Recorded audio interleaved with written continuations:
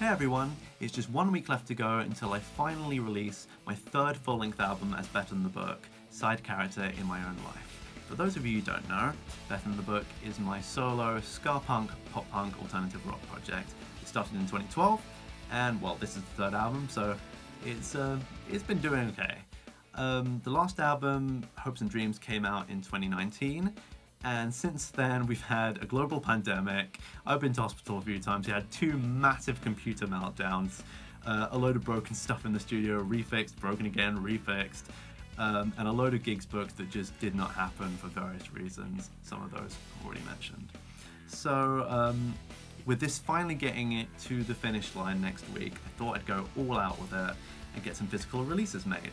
Now, I don't have thousands of pounds and a load of cupboard space to shell out for a load of vinyls or a load of CDs that I don't know whether I'm going to sell. So I thought I'd try a new service I heard of, ElasticStage. So these guys, you give them the audio, you give them the artwork, and basically they cut the vinyls for you, make the packaging, and then ship it out to people who order it off the website.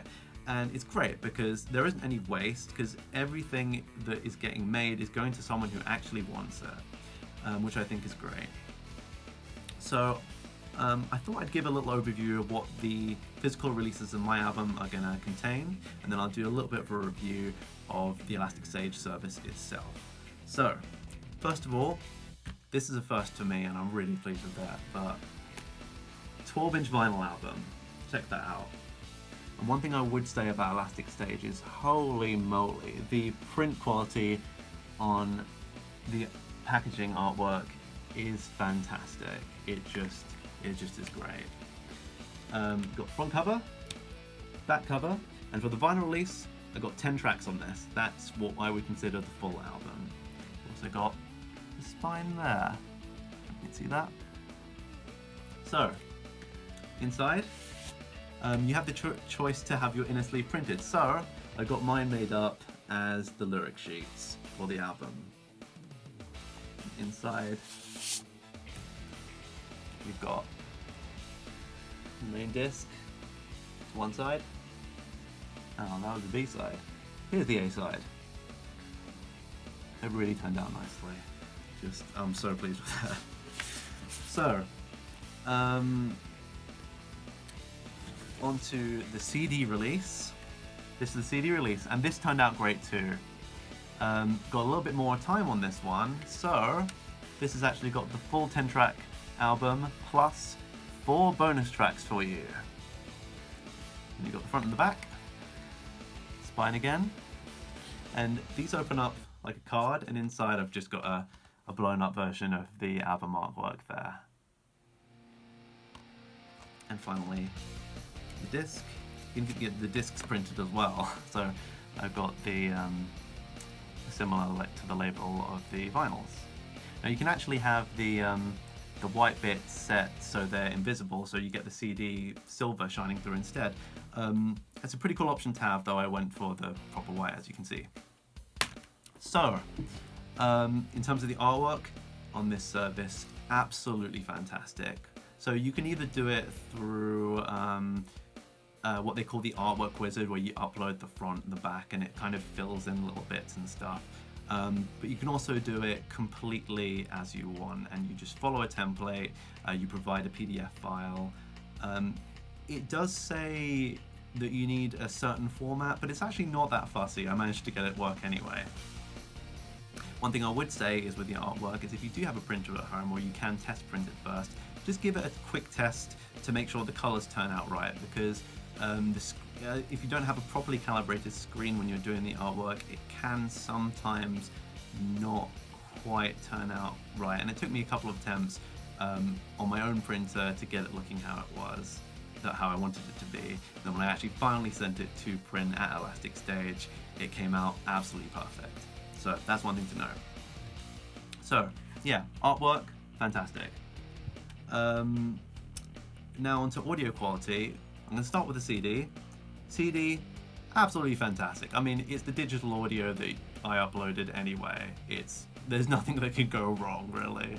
One thing which I would say is these CDs do actually support gapless playback if your CD player supports gapless playback and if you format it correctly. So you have to, this is something I didn't know about before, but you have to make sure that the track ends and beginnings line up with what they call CD frames. I'm not going to go into that here, but you can look it up online, and it's not that difficult to do.